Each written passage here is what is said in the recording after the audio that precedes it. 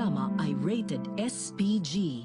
Ito ay nangangailangan ng striktong patnubay at gabay ng magulang dahil sa mga sensitibong tema at eksena na hindi angkop sa mga bata. Kampanteng-kampante si Espinas na mapagtatagumpayan ni Tanggol ang kanyang susunod na misyon dahil nga sa naging matagumpay nga ang unang misyon ni Tanggol na mapatay si Congressman Sibilya. Bukod pa dito, madiskarte at maabilidad umano si Tanggol dahil sa una ay itinawag ni Bubbles na tagilid ang kanilang sitwasyon.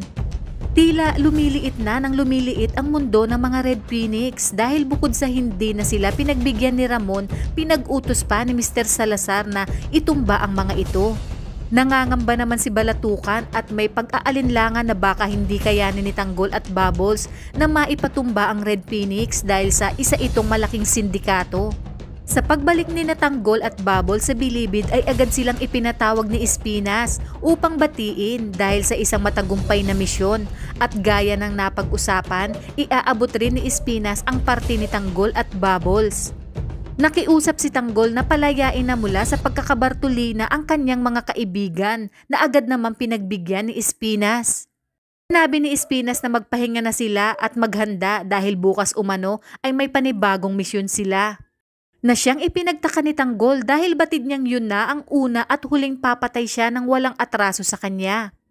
Para nga lang matubos ang kanyang mga kaibigan sa Bartolina.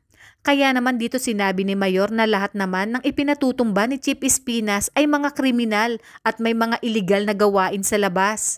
Di naman kumbinsido si Tanggol sa sinabi ni Mayor at may hinala siya na kaya lamang inuutos ni Chief Espinas dahil sa malaking halaga ng pera. Hanggang kinabukasan nga, iaabot na ni Espinas ang isang envelope na naglalaman ng kanilang susunod na target. Kung kaya't gulat na gulat si Tanggol na makita nga niya ang larawan ni Angkong at Roy, na siya palang mga Red Phoenix. Dito na rin napagtanto ni Tanggol na totoo ang sinasabi ni Mayor na mga tiwali at kriminal lamang ang ipinatutumba ni Espinas. Agad nga niyang sasabihin kay Espinas na kilala niya umano ang mga Red Phoenix dahil sila nga ang dahilan kung bakit siya nakulong kasama ng kanyang mga kaibigan. Sa kabilang banda, nakahinga na ng maluwag ang kanyang mga kaibigan nang inilabas na sila sa Bartolina at ipinatawag ni Balatukan upang sabihin na simula ngayon, protektado na sina Tanggol at ang mga kaibigan nito. Sino mang magtatangkang gumawa ng kahit anumang masama sa kanila ay may tiyak na kaparusahan. Sa kabilang banda, matapos ang tensyon sa pagitan ni Ramon at Angkong ay wala na ngang kaalam-alam ang mga Red Phoenix na sila ang susunod na target ni Jacobe at Samonte.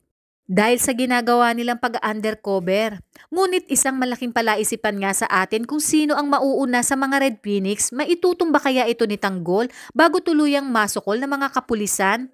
O tuluyan na itong matitimbog na siya ngang mas lalong ikinagugulat ni Ramon dahil sa sunod-sunod na kapalpakan ni Angkong.